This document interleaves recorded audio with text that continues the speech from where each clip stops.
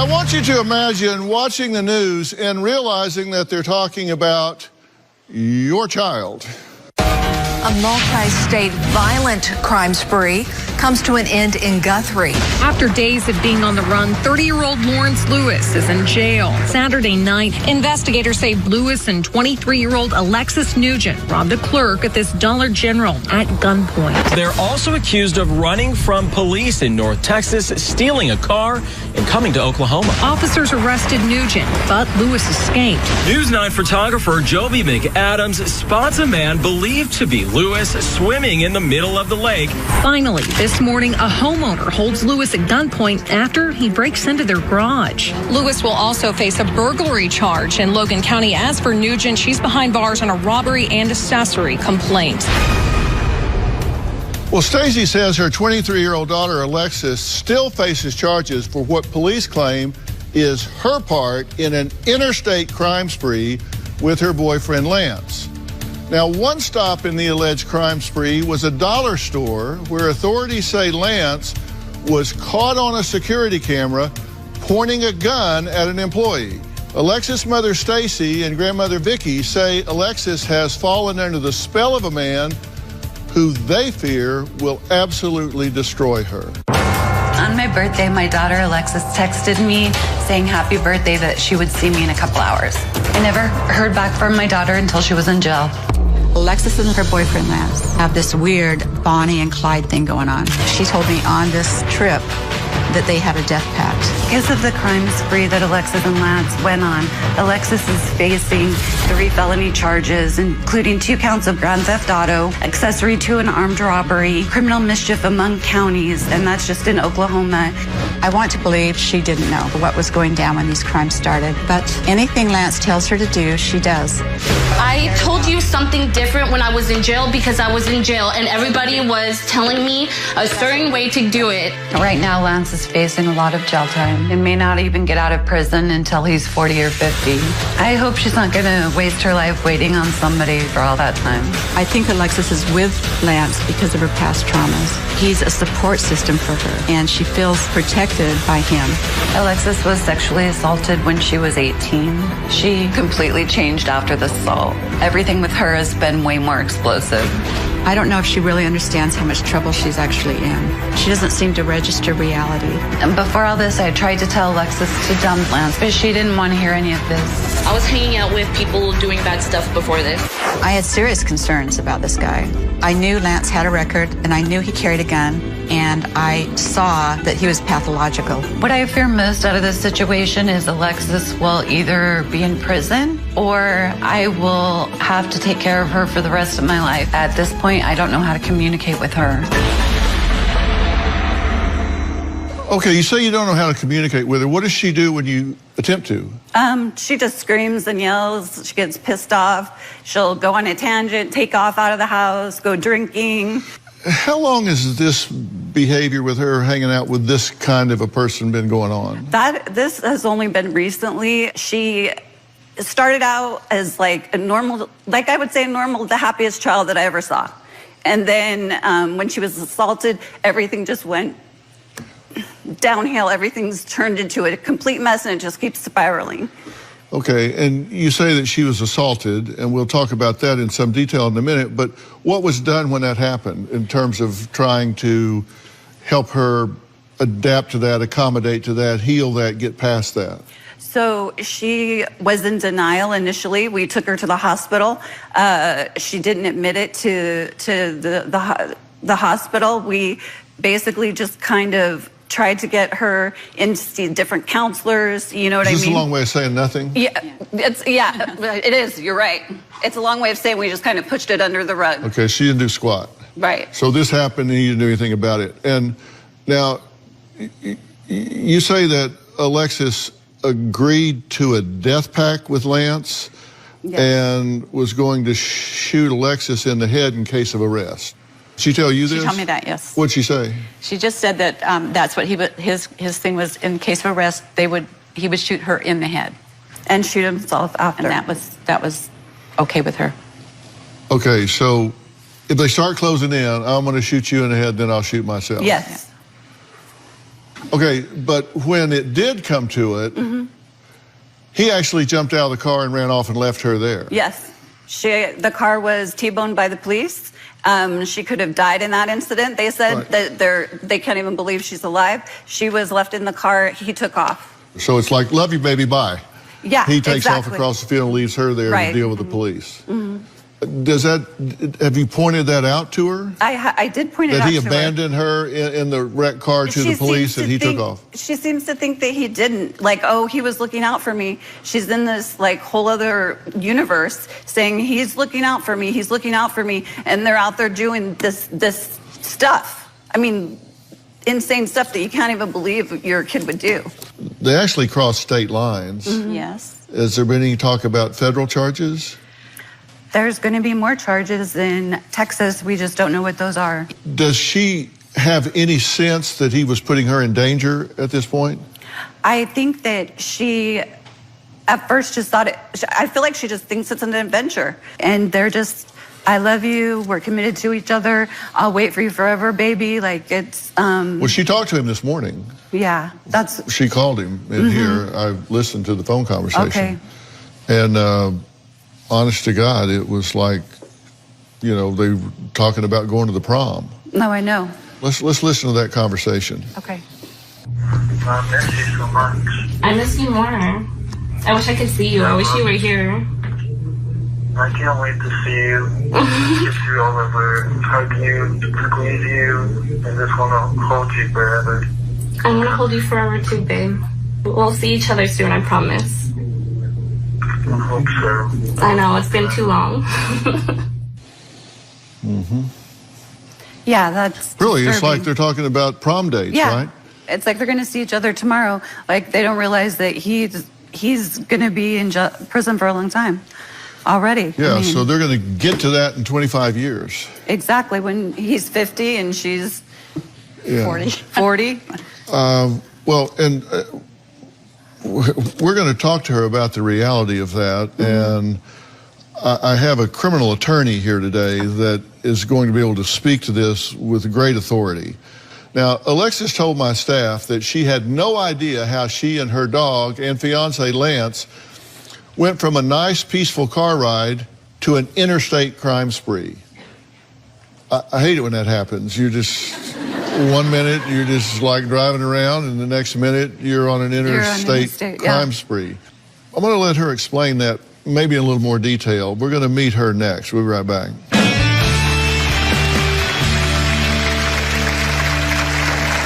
I love Lance and he loves me. He's like my backbone. He won't argue with me. He won't yell at me or lecture me. Like, he's my positive person in my life. And later, it bothers you to hear her talk about taking her own life, did it not? Yeah, watching what you're doing in your life bothered me. And it's not funny. I know, yeah. Is it better for you to go to prison? Tomorrow, hundreds of athletes help put ex-Olympic doctor Larry Nassar behind bars for life. One of his youngest victims speaks out for the first time. Larry groomed me my entire life. This doctor was abusing my daughter. He would violate you with you in the room. The anxiety, the guilt. Take me through the moment that it hit you that this was a predator. That's tomorrow. Then, on Friday, investigators have issued an Amber Alert. A missing girl. I've talked to a lot of mothers of abducted children, and you're the most calm I've ever talked to. A Dr. Phil exclusive. That's Friday. Right now, with everything that has been going on, it is too difficult to have Alexis under our roof. I brought Alexis to live with me so that her parents could have a break. But now I see the reality of what they were going through. Alexis doesn't respect my house. She doesn't respect my rules. She's stealing alcohol. She's smoking in my house. All her life is worrying about her clothes, doing her makeup, talking to Lance, sleeping, but it's very seldom that she ever does anything constructive. I'm wondering why it's so hard for her. She's 23, but her brain has not developed since high school. It really is like living with an adolescent. Well, Vicki says her granddaughter Alexis was arrested after police say she was involved in an alleged crime spree involving 5 stolen cars and an attempted robbery with her fiance. And her fiance supposedly had a gun.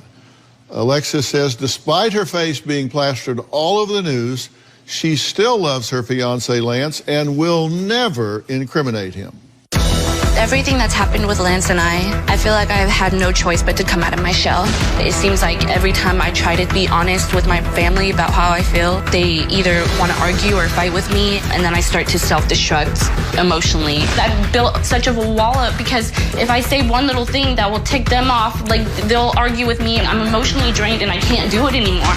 Other than having to deal with the stress of court, being in jail, and also not knowing if I'm going to be seeing my fiance Lance, I have my own battles going on between my parents and also my grandmother. They try to change my personality and want me to be someone I'm not. The main issue between my mother and I is she likes to drink and start fights with me. And the next morning she'll wake up and not remember any of the fights. She also makes me feel like everything I do is wrong. I moved in with my grandma about a week ago. Just the other day, my grandma kicked me out. She got angry with me because I'm still talking to Lance. Because you started the argument because of Lance, because you didn't want me defending him. That's not how I see it. And I'm not gonna make my fiance look like a horrible person. I love Lance and he loves me. Lance is a soft spot for me because he's where I can run and not have someone yelling at me. He's like my backbone. He won't argue with me. He won't yell at me or lecture me. Like, he's my positive person in my life. We get along really good. We're like two peas in a pod. We act so goofy together. We can be weird together, and like, we don't judge each other. I've never been more happy than when I was with Lance. I'd much rather be homeless than be told that I can't be myself. Even though Lance is behind bars, he's still my man, and I'm gonna stick with him. Okay, it's good to meet you. Yeah, it was nice meeting you too. Now, you said even though he's behind bars, you're going to stick with him. Yes. Mm-hmm. And you're very sensitive about not wanting to say anything that throws him under the bus or incriminates him. Yes. But and let me just assure you, I'm not going to ask you to do that. That's fine. Because you don't need to. They got security cameras with a gun in his hand. I haven't really watched any of the videos, though. I have. And so they really don't. I'm sure. No, they really don't need your help. So I won't call on you for that. Of course. So don't feel guilty about that. But he is in jail. Yes. Mm-hmm. And he is facing multiple felony charges. Yes.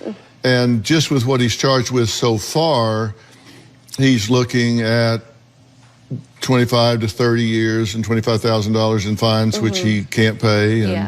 And then you're also charged. I have 3 charges. And what do you think's likely to happen with your charges? Well, I'm trying to be optimistic about it since I do have no priors. I'm hoping I'll just get like probation for probably like 10 years or something like that. But I mean, that's still not like the most ideal thing possible, but there is the chance that I am going to be facing time as well. So, I mean, I could be doing months or even years behind bars.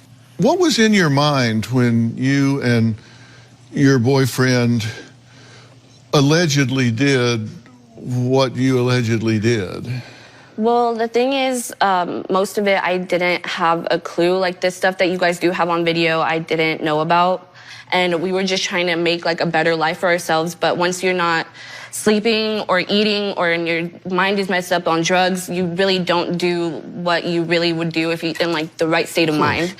When this security camera, when I said we didn't need your help, this security camera picture here where he's going into the store with a gun in his hand, you were right behind him in the car. I was I didn't know that was gonna be going down.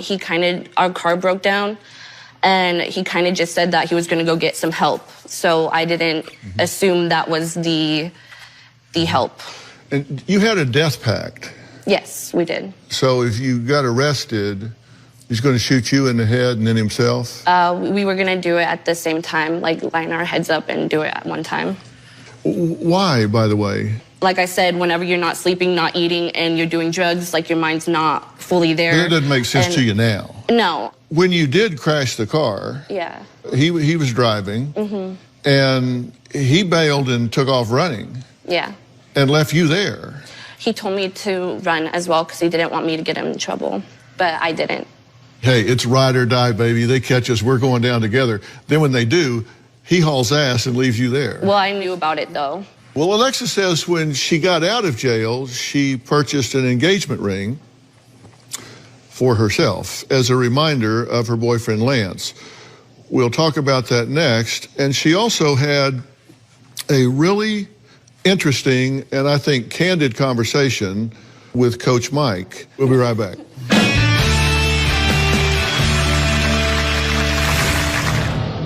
I didn't think it was really going to be all about like this situation. Can I have a moment, please? Alexis? Yeah. You okay? A few months ago, my boyfriend Lance randomly picked me flowers. He got on his knees. He didn't have a ring, but he asked me to marry him, and I said yes. I think the engagement's a spoof. It's not going to happen because he's not going to be getting out of jail anytime soon.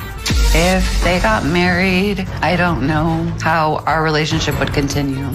When I got out of jail, I bought a ring at a thrift store for $2. It makes me feel like Lance is still part of my life.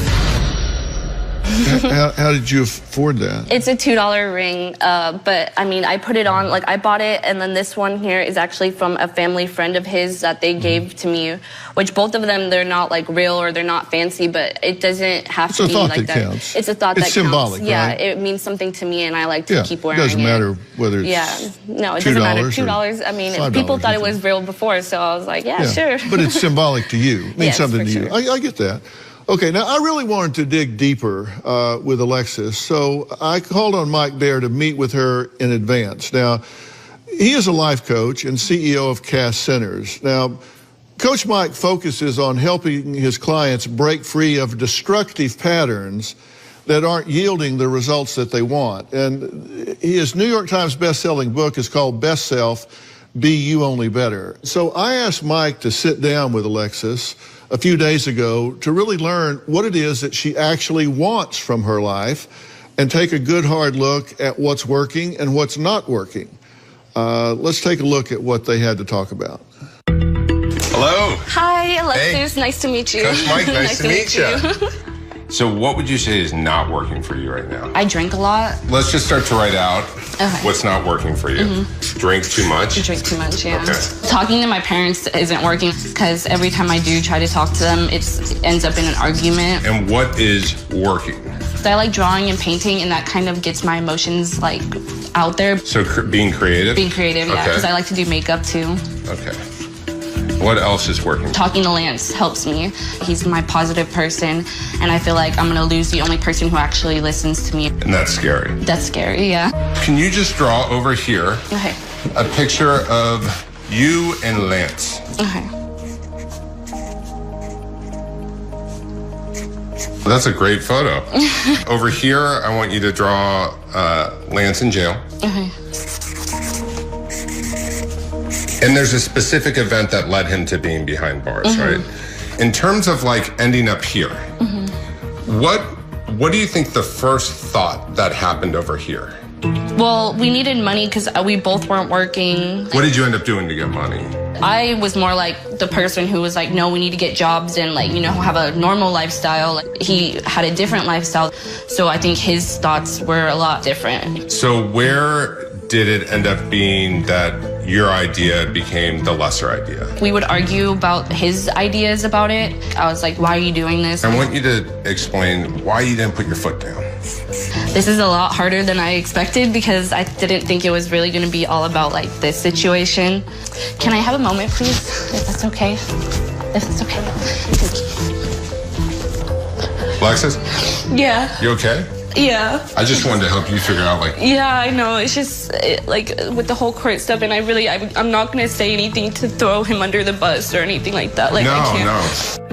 No. I think what came out of this for me is how you know in your gut what's right. Yeah. And you have a hard time setting boundaries. What goals do you have in your life? Well, I would like to have a good job. I would like to have... You want a job? I want a job, yeah. Okay, what type of job? I have 3 of my dream jobs. Okay, what are they? I would want to be a tattoo artist, a makeup artist, or do something for Disney. Okay, so draw yourself working in the arts, just the vibe, the energy you add to it. What else would you love? I would love to have my own place. So independence? Like, independence, yeah. What we'll do is we'll take some of this to Dr. Phil and get his impressions. Okay. And we will then have a plan. How's that sound? That sounds awesome to me. Please welcome Coach Mike Baer. So, Coach Mike, what did you take away from that session? Thank you for having me, Dr. Phil. I mean, what I took away from that session is we spent probably the only hour in the last year of your life where you've actually looked at your own life. Yeah, that's true. And that you've actually started to assess your life. Mm-hmm. It bothers you to hear her talk about taking her own life, did it not? Yeah, the whole watching what you're doing in your life bothered me. Mm-hmm. And it's not funny. I know, yeah. Is it better for you to go to prison and sit there so you can evaluate your life, or is it better for you to get some help? But if you want to get some help, you got to get a little bit of curiosity into your life. That's why I'm here. Like, I wouldn't put myself or my family in this position if I wasn't ready to change something. You were really betrayed. Mm-hmm. Yeah. You, in fact, were drugged, raped, and beaten. We kind of just blew it off. Okay, Alexis, you're fine though. Like, you'll get over it. And later, did you really love this girl? Why would you put her in danger the way you have?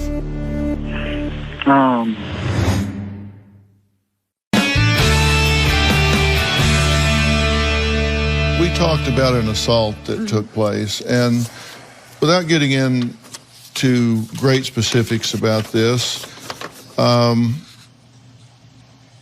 you were really betrayed. Mm-hmm. Yes. Because you were with some people that you thought you could trust. Mm-hmm.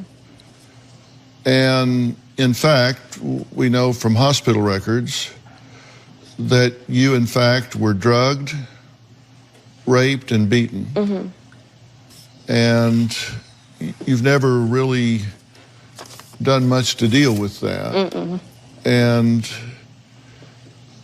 that still bothers you a lot, I think. Mm-hmm. What do you think? I mean, I sometimes say, like, it doesn't. Like, I try to put it in the back of my mind where, I feel like I don't think about it and, like, it doesn't affect my life or it doesn't affect who I've become. But then there's also that part of me that I feel like that's just me, like, making excuses. And also, like, just trying to avoid, like, the actual, like that, what actually happened. And I feel like I never really got the chance to, like, really talk about it, or, you know, like, I never, like, pressed any charges or did anything like that. We kind of just blew it off, or was like, okay, Alexis, you're fine though. Like, you'll get over it, kind of a thing. Mm-hmm. But you don't just get over that, do you? Thank you so much. You don't just get over that, do you? You didn't deserve that. I know. And I'm really sorry that happened to you. And I think it's made you define some things differently. If I can have a whiteboard for a second. You've said a couple of things that I thought were really important. When you were talking about Lance, which we'll meet here in just a second, you said he's my positive person. In talking about your life, you said, he's my positive person. You said, he has protected me for so long that I don't want to be the one that now criticizes him while he's in jail. Well, it's not that I, like, criticize him. Obviously, I'm not happy with the situation, and I wish things could have been different. But I know I spent more time with him than anybody. I know who he is as a person. He's a nice person. He would never want to hurt anybody. I just really honestly think, like, drugs and not sleeping and not eating really can affect the brain. In fact, you said he's never hurt me. You said he has never hurt me. So I want you to look at these statements that you've made. He's never hurt me. He's my positive person. That's not a T, that's a positive sign. And he protects me. Let's be honest. And I'm just talking about facts here. You said, he protects you. He's my positive person. This is the guy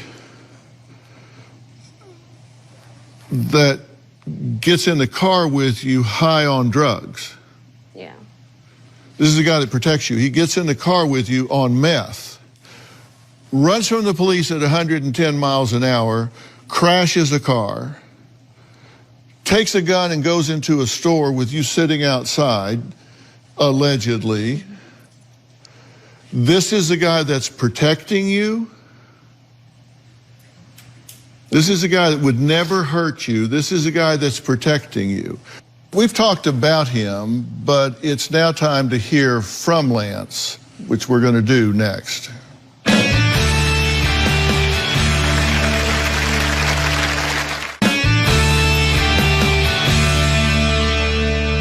Let's hear from Lance, so everybody gets a feel for his personality. Hello, Dr. Phil. Yes. How are you? Oh, I'm all right, thank you. Right now, you're in jail, and Alexis feels like you two are very much in love. And I'm curious, if you really love this girl, why would you put her in danger the way you have? Why would you put her in a car at 110 miles an hour running from the police if, in fact, that happened? And if the alleged crimes that are against me are true, you know, I mean, it was nothing that I would ever want to do to harm her or put her in harm's way. My intentions would never be that. And, you know, you just get so caught up in the moment whenever you're under the influence. And we're speaking again hypothetically, because I don't want you to incriminate yourself here, but if you love her, why would you enter into a death pact with her and say, if we get caught, we're going to shoot each other in the head and die together? Hypothetically, I wouldn't be into doing something like that. I would never do that. Mm-hmm. I couldn't pull the trigger on the one I love the most. And again, we're speaking about hypothetical folks here, not y'all, but let's say someone was in love with a young woman that was 23 and had her whole life stretched out ahead of her. And her boyfriend was looking at, say, 15 to 25 years in prison. If that person loved that girl, would he say, take yourself out of the game and sit on the sidelines for 15 years, waiting for me to get out of prison? We've only known each other for about 16 weeks, but wait until you're 40 for me to get out of prison. Would that be a loving thing for a person to do? No, Dr. Phil, I don't think so. And as a matter of fact, to be straightforward, I had told Alexis that I don't expect her to wait for me, and I would rather her look out for herself, you know, and find love. Can she hear me right now? She can hear you loud and clear. Okay. Alexis, you know I love you dearly. And, I know, you know I love you too, babe. Well, here it is. It's like Dr. Phil's saying, if I'm going to be locked up for a long time, which is most likely the circumstances, I don't want you to waste your life waiting on me. I want you to grow old with somebody that you could love and have kids with and marry. You know that. It's hard to think that way, but of course I don't want to be selfish and hold on to you. I love you so much, and I don't want to let you go. Stacy, I want to sincerely, from the bottom of my heart, apologize to you and Vicky as well. I never meant to put your daughter in a predicament like this or in a situation to endanger her life or anybody else's.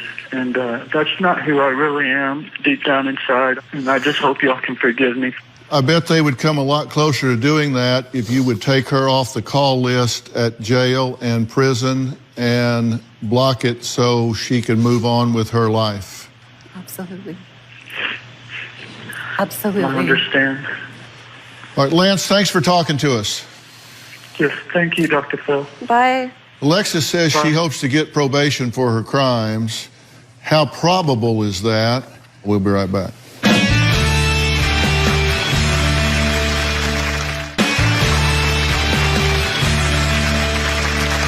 Alexis is being charged with 2 counts of unauthorized use of a vehicle and 1 count of engaging in a pattern of criminal offenses in 2 or more counties after being arrested with her boyfriend Lance. That's so far. There are other charges that are pending. She says since she doesn't have any priors, she's hoping to get probation. Now, we have in the audience attorney Brian Watkins, and he is the founder of Brian E. Watkins and Associates, and he practices criminal law and civil litigation in San Diego. Brian, thank you so much for being here. Thank you.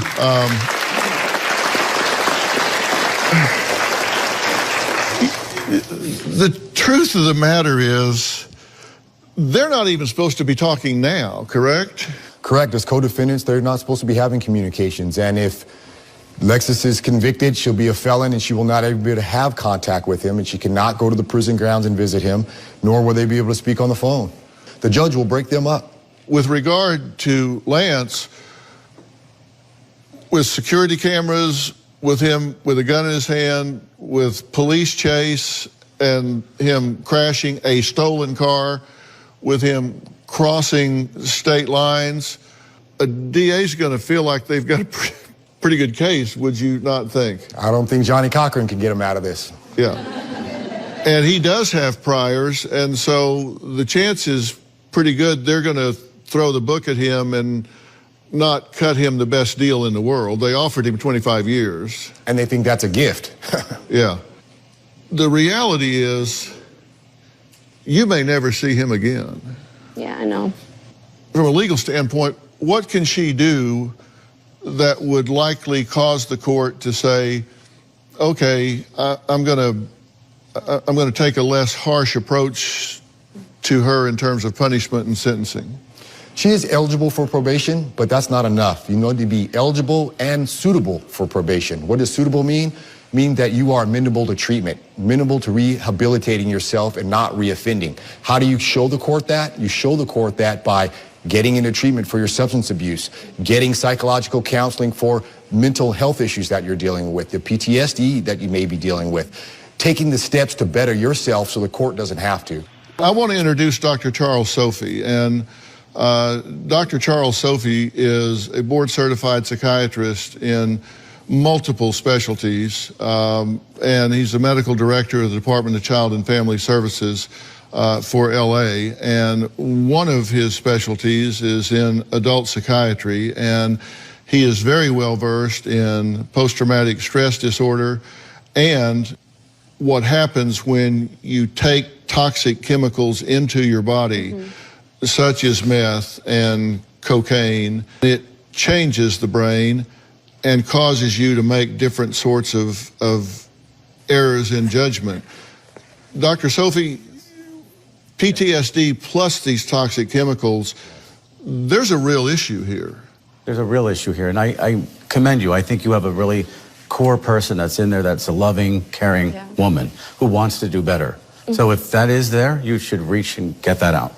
Because you've had a horrific trauma when you were, what, 17? About 18, 19. You were betrayed and you were assaulted in a big, deep way, and you learned about it in a horrible way. And that's a traumatic brain injury on a brain that wasn't even well developed. Yeah. That changed the way your brain formed, which then already changes the way you're going to make a decision. Then you add drugs and alcohol, and you're off to the races. You got to get yourself straightened out. I've got one more thing to say to Alexis after the break, and I think it's very, very important. We'll be right back. You know, Coach Mike's book is Best Self, Be You Only Better. It takes a lot to get to that best self. You've got to get a lot of obstacles out of the way. You've got to hit the reset button on your life. That's what needs to happen here. That's exactly what needs to happen, is to understand who your best self is and how to protect that so that you're living the life that you deserve. Also joining us in the audience is Dr. Dina Mannion. Hi. And Dr. Mannion, hi, Dina.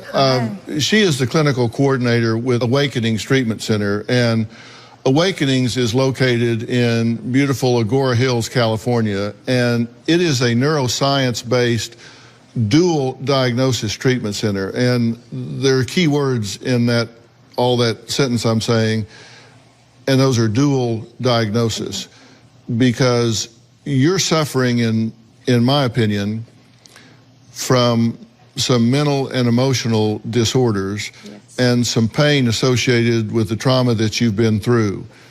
And Dina, that's exactly what you guys do, is deal with this simultaneously, correct? Definitely. Alexis, I hear a lot of potential Thank you. in you and motivation to actually get your life on track. And at Awakenings, we'll not only help you with individual therapy, I will work with you personally to make sure that we address what Dr. Phil is talking about in terms of the addiction, in terms of what Dr. Sophie is talking about, the trauma and the brain impact. So if you're ready, we're ready to help you. I'm ready, yeah. All right. Okay. Fair enough? Thank you. Thank you. It was nice meeting you. Okay, I want to thank all of my guests today, and a special thanks to Coach Mike Baer. His book is Best Self, Be You Only Better. And because I care about everyone here, everybody in the audience is going home with a copy of Mike's book.